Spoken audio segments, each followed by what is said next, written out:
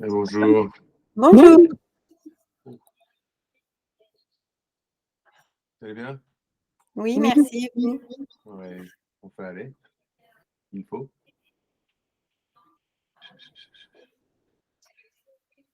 Ok. On attend un peu de monde.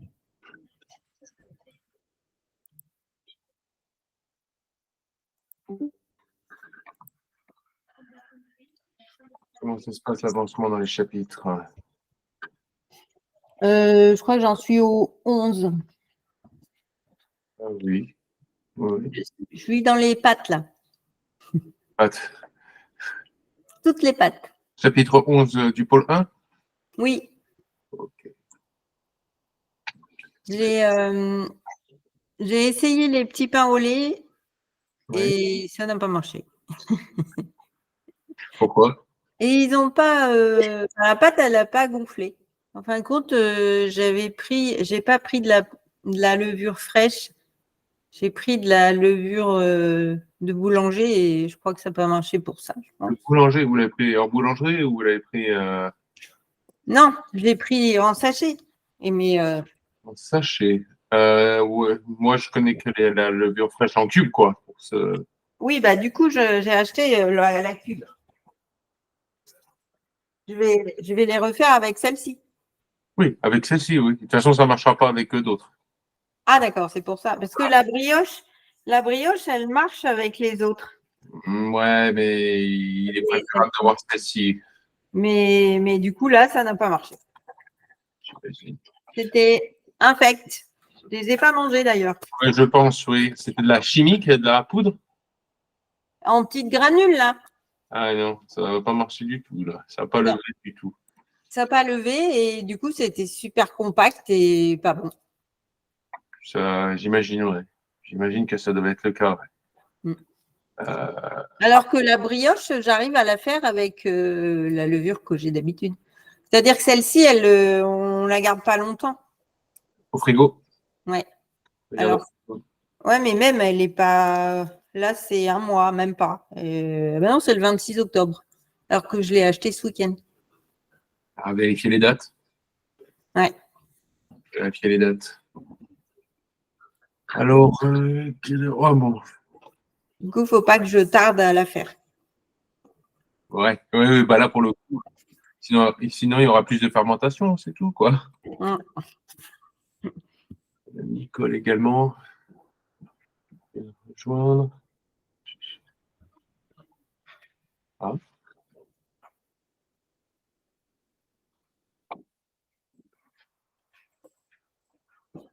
Ok.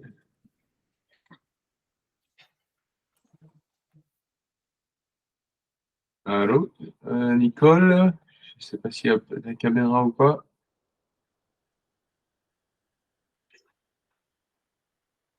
Et bonjour. Bonjour.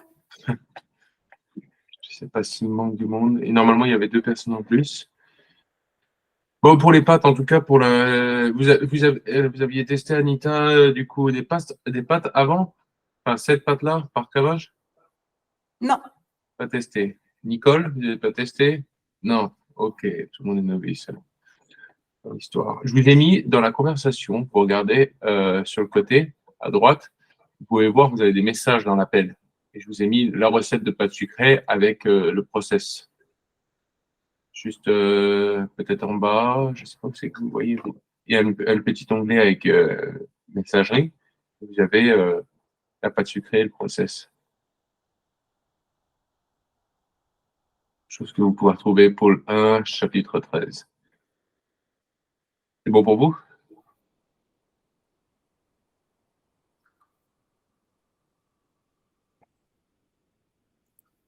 Allô?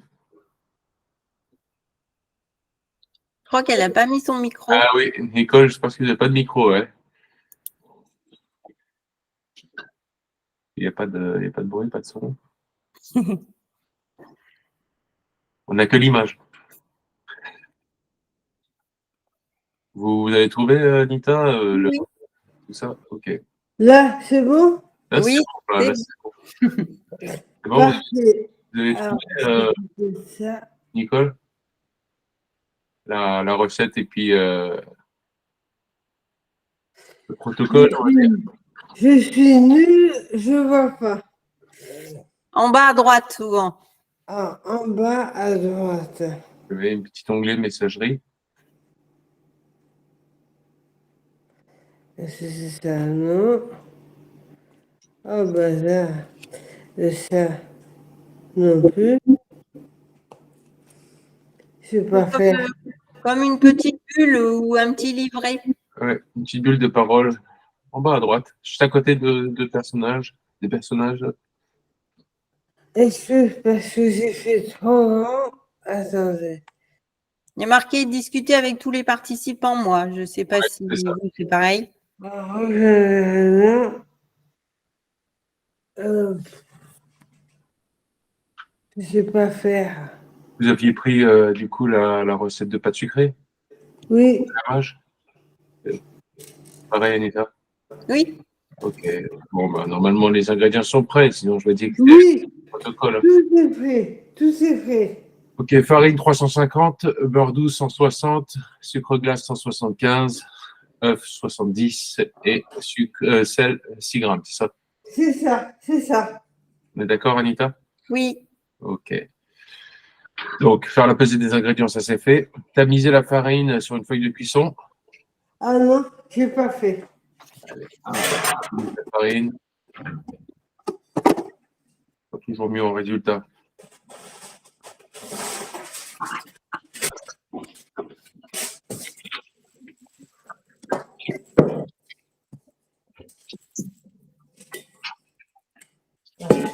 Ça peut faire.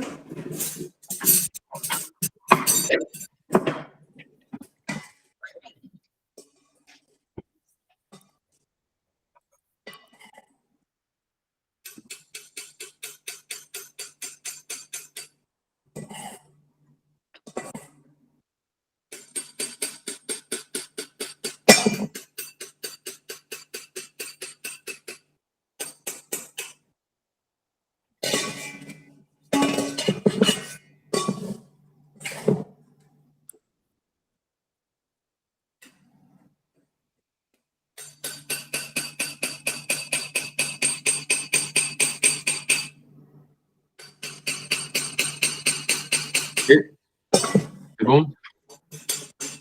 Presque.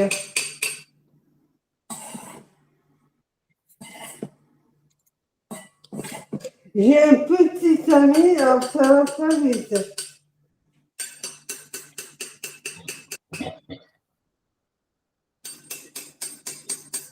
Bon, pendant ce temps-là, il vous faut avoir le beurre en pommade.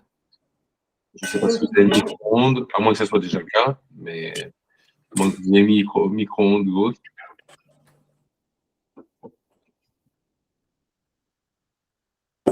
C'est déjà pour parfait.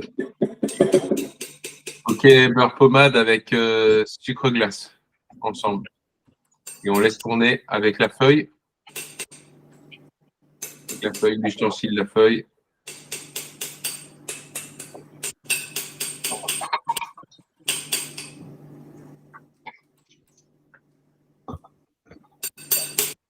Non, alors, sucre glace, beurre pommade. Sucre glace et beurre Pommade. pommade. Vous faites tourner au mixeur jusqu'à ce que ça crème. Normalement, ça va blanchir le beurre.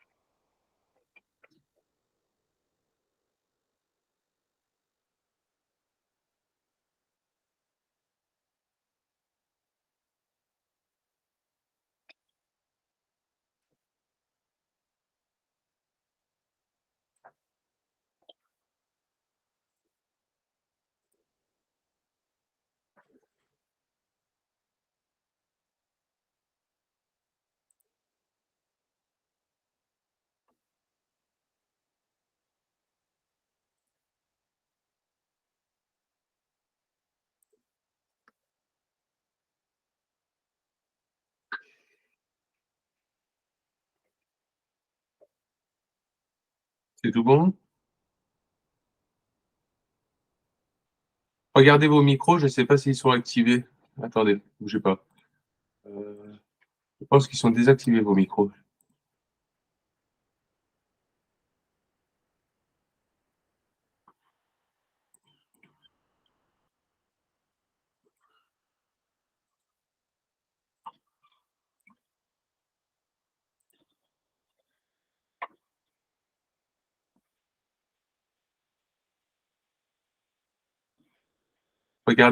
Regardez vos micros s'ils sont activés.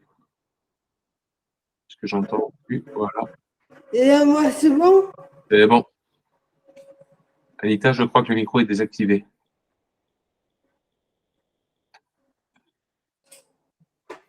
Ouais, ok.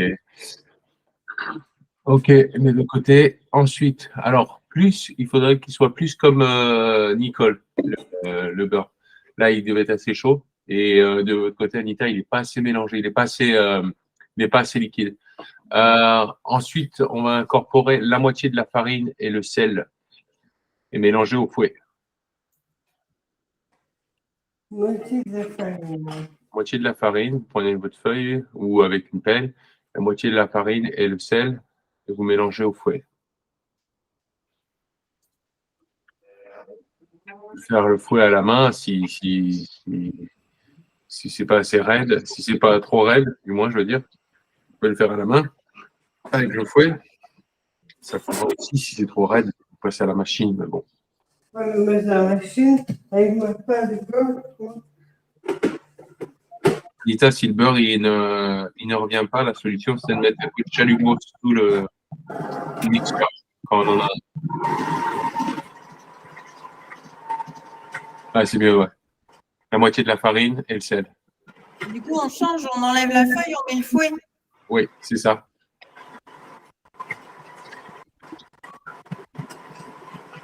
Je viens le sel.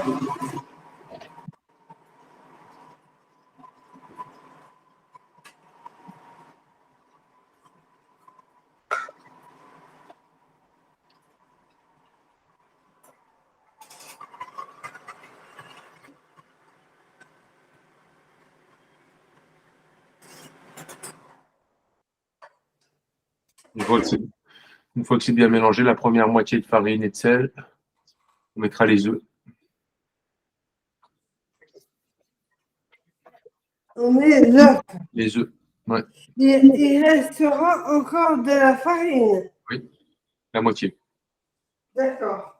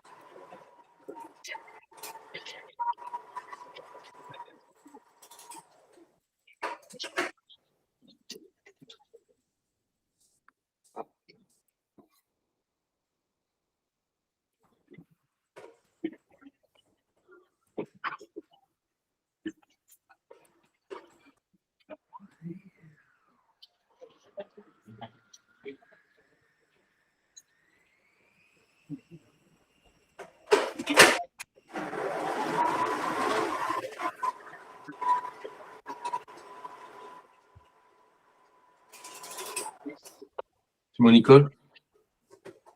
Ça fait une pâte élastique. Ouais, c'est ça. Ensuite, là, vous allez mettre votre deuxième moitié de farine. Vous avez mis vos œufs là?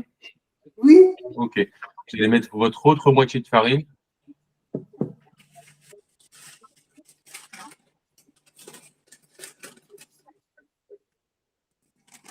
Vous allez finir le mélange avec votre feuille jusqu'à ce que la pâte soit lisse, juste lisse. C'est tout. À la feuille, hein. Pas avec le fouet, ça risque de le casser. Hein. Ouais. On y va. Et aux œufs.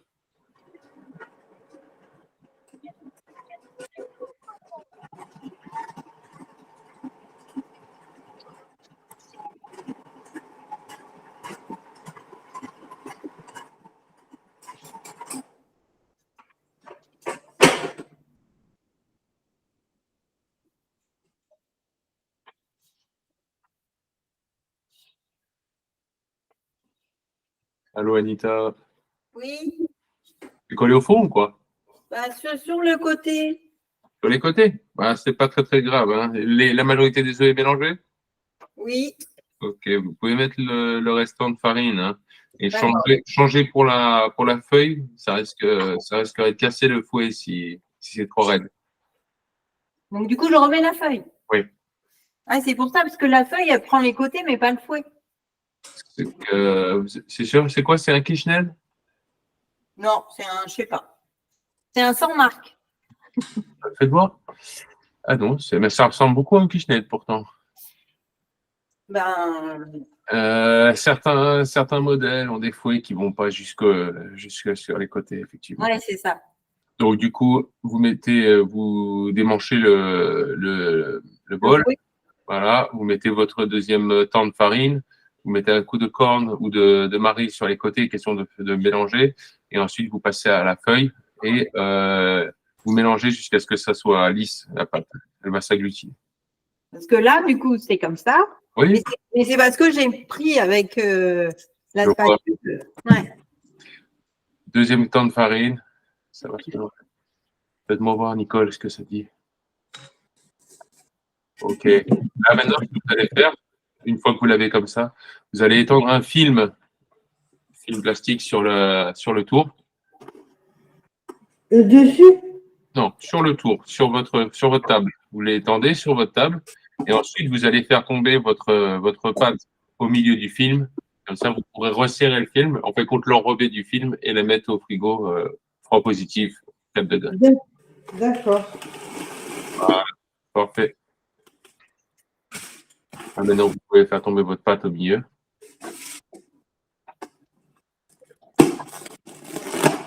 Parfait.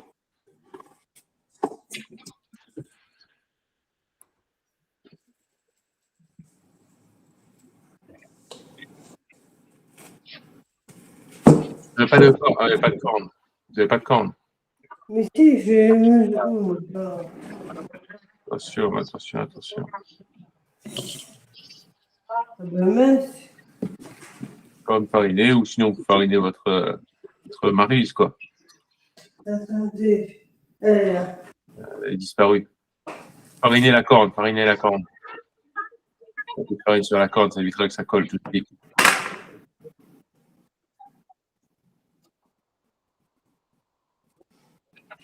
Et voilà. On y va. Ah oui, c'est mieux. Ah, c'est mieux, hein. Ah oui. Astuce, quoi. C'est l'astuce qui fait la différence. Eh oui. Et voilà. Comme ça, vous pouvez. On voit le pro et les élèves.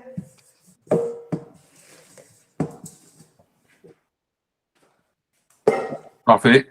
Idem. Film extensible. Et voilà. Il y en a un peu moins partout avec la farine sur la corne. Hein. Ah, ça. Film étendu sur table et après la pâte. Après, vous resserrez du coup votre film. Vous mettez votre film autour de votre pâte en boule, quoi. Voilà. Faites une boule avec. Et alors, pourquoi vous mettez toujours au frais? Parce que si vous voulez la travailler là de suite, l'étendre de suite pour pouvoir faire une tarte, ça va être compliqué. D'accord. Donc, en fin de compte, C'est le temps que le beurre revienne, en fait, qu'on redurcisse et du coup donne un peu de consistance à la matière, quoi, à la pâte.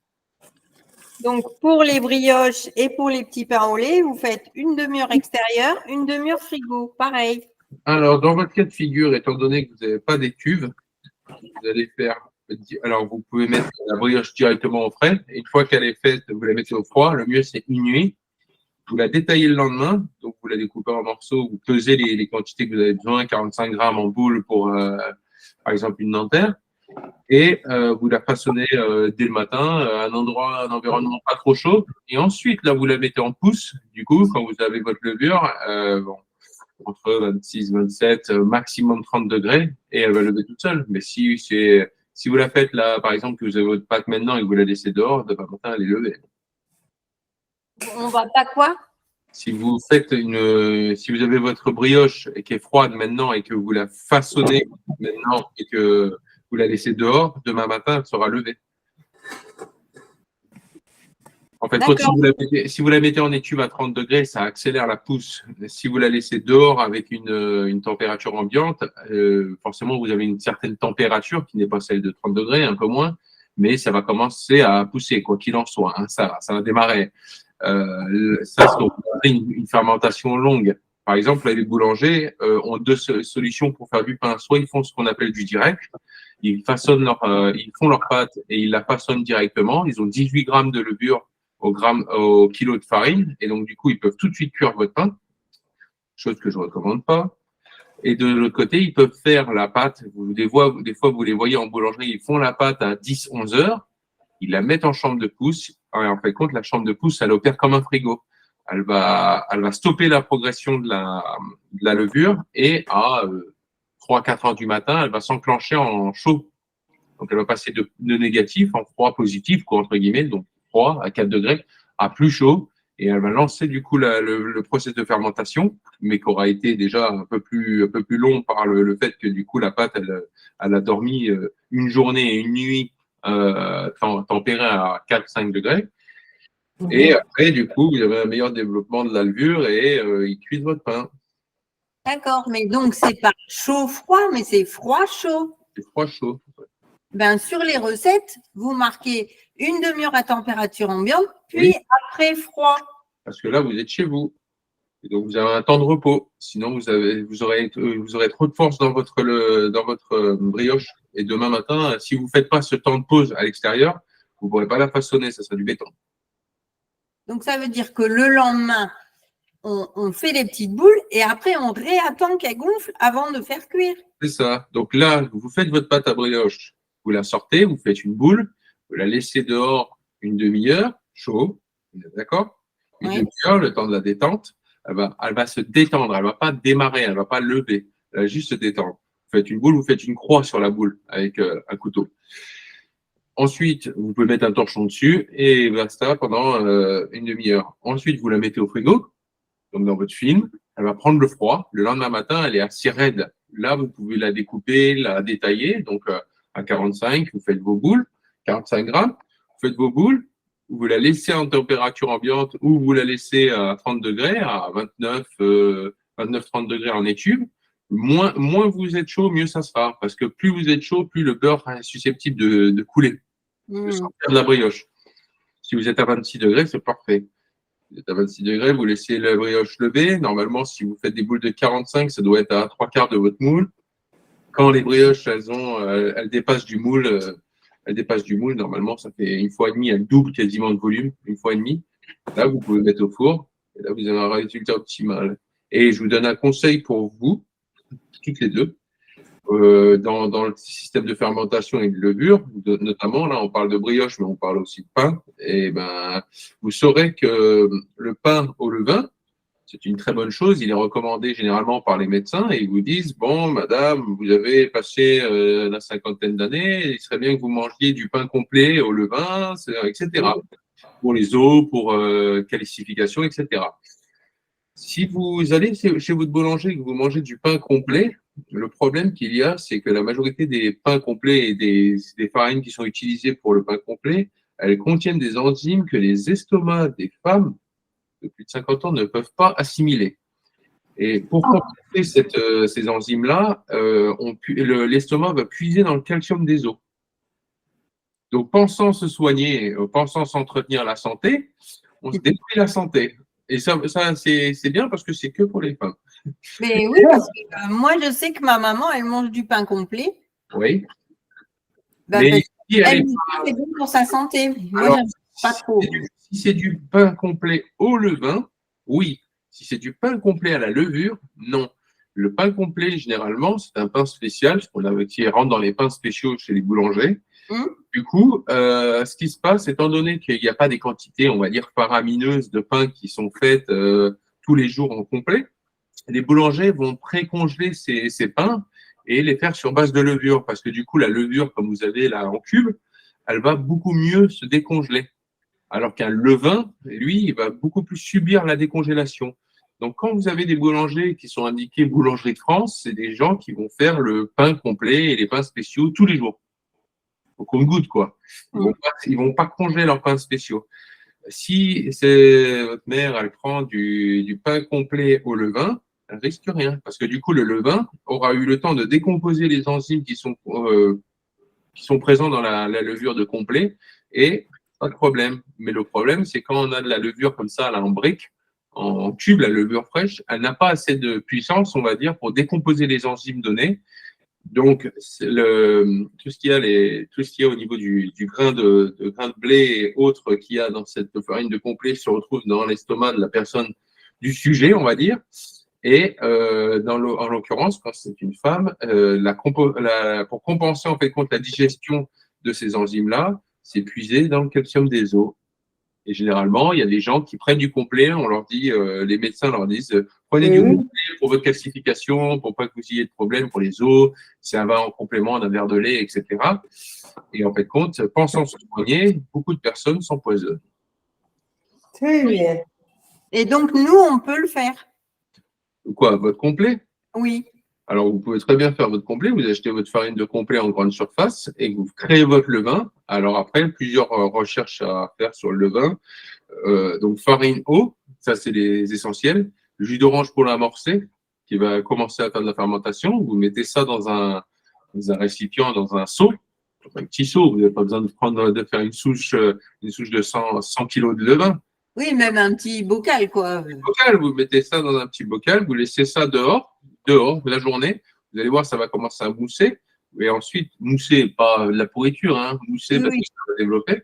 Et ensuite, vous laissez ça au frigo. Au bout d'une semaine, il y aura cette fermentation et quand vous le goûterez, ça sera très, très acide. Et bien ça, vous allez remplacer cette quantité de levain là par la levure par le levain. D'accord. Et voilà. On trouve la recette quelque part? Voilà, on trouve la recette, oui, on peut trouver des recettes de levain. Non, mais dans vos cours. Ah, pas dans les cours, non. On est dans un autre niveau, là. On est plutôt sur du bac professionnel boulanger, là. Mais si vous faites une petite recherche rapide, vous trouverez levain, comment démarrer une souche de levain. Le mieux, c'est ce qui se fait quand les artisans s'installent. Ils demandent la souche de quelqu'un d'autre, qui a déjà de l'âge. Après, il y a une technique de rafraîchissement du levain, c'est-à-dire que quand il vous reste, admettons, 100 grammes de levain, vous devez rajouter 2 tiers d'eau et de farine pour rafraîchir le levain.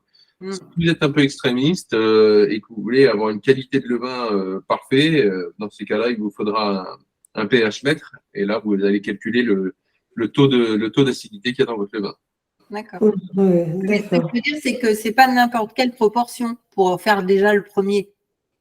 Alors, le premier, vous prenez 1 litre d'eau, 1 kilo de farine, c'est le départ. Ah, ça suffit. Ça va se démarrer, hein, forcément. Et une orange. Vous mettez un jus d'une orange et ça démarrera. Après, certains, on va dire, puristes, perfectionnistes vont rajouter du miel, vont rajouter du sucre, ça démarre encore plus. C'est le principe de fermentation, hein, et puis dis-moi. Hein. Ouais. Si vous laissez du pain dans l'eau et que vous trempez un pain entier dans l'eau et que vous le laissez, il va pourrir. Il va fermenter. Et ben, c'est exactement la même chose. Et c'est pour ça que des fois, vous remarquerez, si vous vous baladez et que vous êtes chez un boulanger qui a, on va dire, une ouverture sur son laboratoire, des fois, dans son pétrin, en fin de journée, il reste de la pâte. Et ça, c'est de la pâte de la veille. C'est de la pâte ou sinon, c'est de la pâte qu'il a mis. Par exemple, il n'a pas cuit certaines baguettes et il va lancer la pâte dans le pétrin. Et ces baguettes-là, elles vont fermenter. Elles contiennent de la levure ou du levain. Et on appelle ça de la pâte fermentée, justement. Et on s'en sert pour amorcer le pétrin du lendemain. Oui.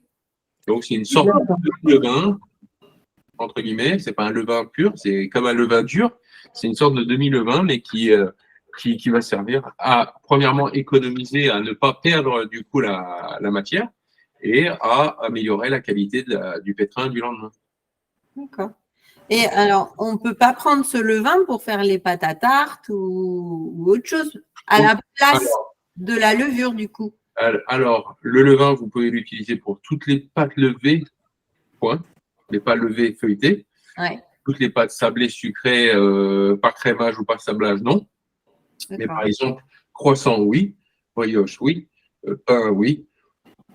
Tout ce qui nécessite un développement. D'accord. Au lait, toutes ces choses. Ces choses-là. Oui. après, idem pour, je pense à votre ami qui est intolérant au sucre, c'est ça? En graisse. Aux graisses? Ça peut servir également. Ça peut servir également. Mm. Mais en tout cas, c'est plus, là, en l'occurrence, pour le pain, c'est plus lié aux femmes. Et après, bon, en termes de qualité, on n'est pas sur la même chose. Non. Bon, Non, mais on dit que c'est plus digeste le pain complet. Parce qu'à partir d'un certain âge, ça fonctionne plus bien et du coup. Plus digeste, oui, oui et non. La farine blanche, si on parle tradition, on va dire pas la tradition, la baguette. Hein. La tradition, c'était la farine blanche parce que la farine de tradition, ni plus ni moins, a été uniformisée par les meuniers et était la farine locale, ce qu'on appelait la tradition. Et après, on a la farine blanche qui était uniformisée sur tous les moulins. Ce que vous aviez avant, on va dire à l'époque, quand ils vendaient des marguerites, des choses comme ça en boulangerie, c'était de la farine blanche. Le pain blanc, la baguette blanche ou la baguette moulée, c'était de la farine blanche. C'est pas que c'est plus digeste, c'est que ça va être plus, comme son nom l'indique, complet, je dirais. En termes d'apport de minéraux, de céréales et autres. On va dire que ça va être un complément, ça va peut-être remplacer ou juxtaposer à une alimentation de telle façon à ce que cette personne, si elle a des carences, eh ben, ça va être compensé par le complet. Quoi. Après, c'est pareil, ça va avaler le pain complet, c'est comme l'eau de source. Hein.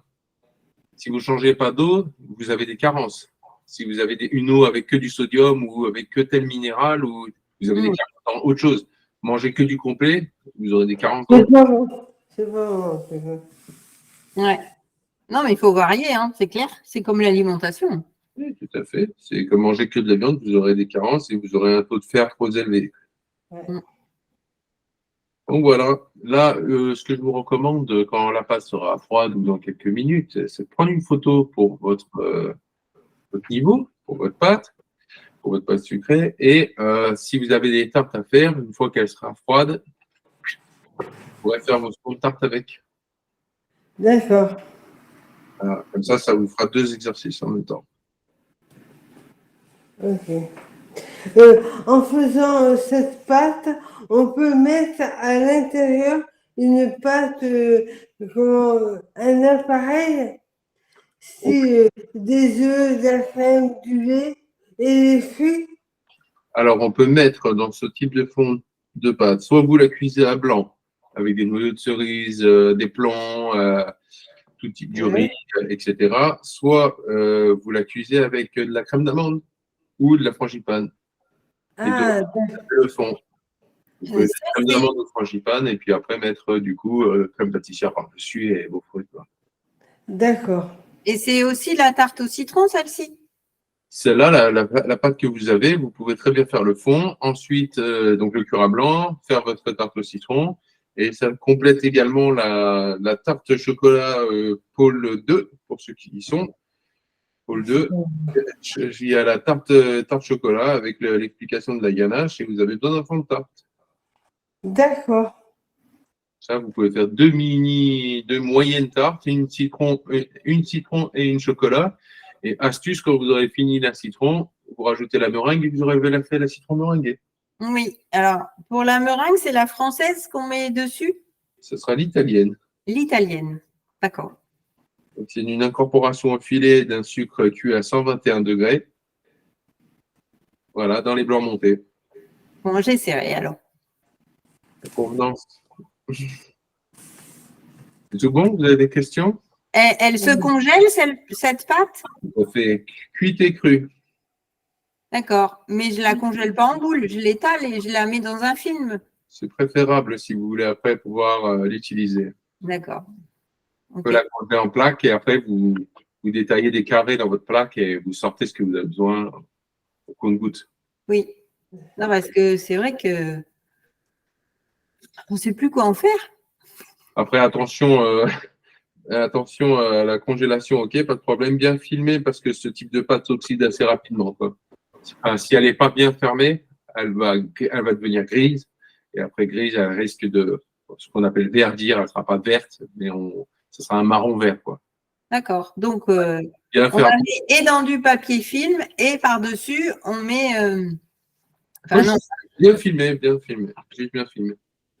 Oui, mais si on le met dans du papier cuisson, comme ça, elle est roulée, non? Non, non, juste filmer, ça ira très bien. Il n'y a pas besoin de juste filmer en bloc. Oui, mais ça veut dire qu'il faut qu'elle soit plate. Tout à fait. Ouais, d'accord. Si vous avez accroché le coffre, c'est bon. Non, j'ai un congèle tiroir qui est plein. Alors, ça prend activité et s'adapter. Ouais.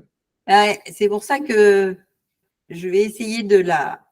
Ah, mais vous bloquez après, dans ces cas-là, vous sortez un carré et puis vous laissez décongeler le carré et puis voilà, vous le laissez décongeler dans le frigo. Comme ça, il n'y aura pas de choc thermique. Quoi. Parce que là, elle est plus grande que le moule à tarte. Il y en a trop pour un moule à tarte. Il y en a suffisamment pour faire 2 tartes, oui. 2. Ah oui, d'accord. Donc, Ah, je la il y en a suffisamment pour faire les exercices que vous avez besoin derrière. Super. Voilà. Moi, je vais partager en 2. Et l'épaisseur, elle est de combien?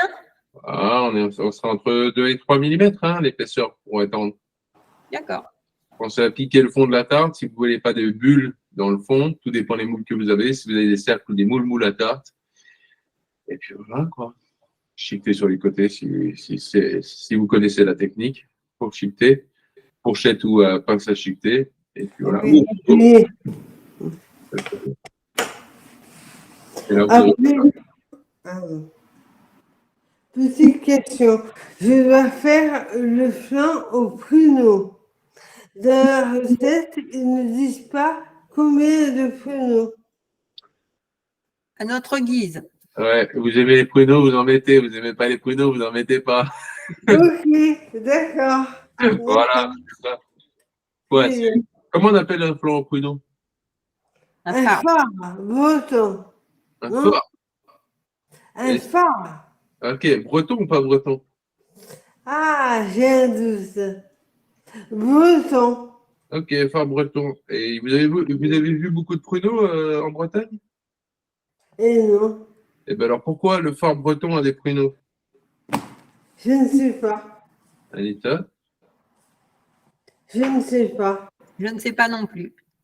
Eh ben parce que les pruneaux d'Agen étaient monnaie de commerce avec la Bretagne.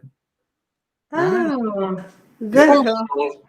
échange, il y avait un échange notamment entre les pommes et entre les Les pommes et les pruneaux. Et donc du coup, Agen échangeait du coup ses pruneaux, la Bretagne échangeait des pommes. Et ayant tous ces pruneaux, il fallait bien faire quelque chose. Très bien. Cette recette. Et c'est comme le flan maraîchin. Si quelqu'un connaît le flan maraîchin, Non, je ne connais pas. c'est quelques spécialités qu'ils ont du côté de La Rochelle, dans ces coins-là. Et le flan maraîchin, en fait, compte, est très riche en vanille et surtout en œufs. C'est parce qu'il y a une célébration qui se fait dans ces régions-là, vers les Deux-Sèvres. Et du coup, il y avait beaucoup d'œufs. Ils se retrouvaient avec énormément d'œufs à la même période. Et pareil, il fallait en faire quelque chose. Et donc, ils ont convenu de faire des flans avec, qui permettaient de conserver du coup les œufs. Et c'est pour ça que le flan maraîchin est très riche en œufs. Très bien. Autre petite question. Vous avez souvent parlé du dictionnaire. Dictionnaire. Oui, je ne sais pas où il est. Alors, J'ai cherché, je ne trouve pas. on va le trouver ensemble. Hein. Ce dictionnaire. C'est pas volatilisé. Hein. Ok, donc du coup, sur la plateforme, CAP pâtissier de Edit Info. Vous vous rendez, vous connectez. Voyons voir que je regarde justement quelle est la problématique. Ce qui me semble qu'il y est. Hein. Regardez ça en même temps.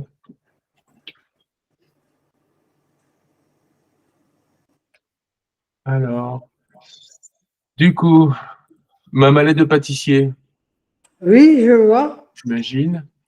Je vais regarder avec vous, aide à l'examen. Alors, ça ne va pas dire plan de cours. Je l'ai vu l'autre jour. Oui, voilà. Vous allez dans ma mallette de pâtissier, l'aide à l'examen. Vous allez tout en bas. Et vous avez documents à télécharger, n'est-il? D'accord. Et là, vous avez dictionnaire, dico edit info, CAP pâtissier, que je vous ai rédigé. Et là, vous avez tout le vocabulaire qui vous va bien. Ok, j'ai le moi. C'est bon? C'est bon. J'ai noté. Elle n'était pas Ok. si cachée que ça. Hein. Merci. Voilà. La pâte, elle reste, on peut la garder combien de temps au frigo? Là, comme elle est là, Oui, la semaine. d'accord. Ah, Voilà. bien. Jusqu'à mercredi prochain. Ok. Je ne recommande pas. La semaine. Vous avez le temps, hein, avec là, 7 jours, vous avez le temps de voir ce que vous voulez faire avec au frigo. Après, si vous n'êtes pas sûr, bah, vous pouvez congeler. Ouais, non, mais au pire, elle peut être congelée ce week-end si j'ai rien fait. Ah oui, oui, oui, bien sûr, bien sûr. Il n'y a pas de levure dedans, donc du coup, elle ne va pas développer. Hein. Elle ne va pas se faire. Elle craint juste l'oxydation, c'est tout. Ouais, mais il y a quand même des œufs. Oui, les œufs, d'accord. Mais au frais, les œufs, 4 degrés, normalement, ça se conserve. Vous gardez des œufs plus longtemps que ça au frigo. Oui. Mais c'est surtout, il n'y a pas de levure, donc elle ne va pas être perdue par la décomposition de la levure. C'est surtout l'oxydation. Aussi par les œufs, mais l'oxydation en général. Quoi. Bon. Bon, bah, très bien. Il vous manque quelque chose? Il y a quelque chose que vous n'aviez pas? Non, c'est bon. Des questions particulières sur bon, le programme ou en l'occurrence des recettes que vous avez fait. Personne n'a eu de recette de refuser à l'examen par Anina? Non, Bah, pas vraiment. Eh ben, c'est Je parfait. voulais vous demander. on l'aimait pas, alors. Pardon. Comment? Le moule pour faire une génoise. Moule pour faire une génoise. Un moule à manquer, oui. Ah, je vais vous montrer, vous allez me dire si c'est ça. Correct. Allons-y.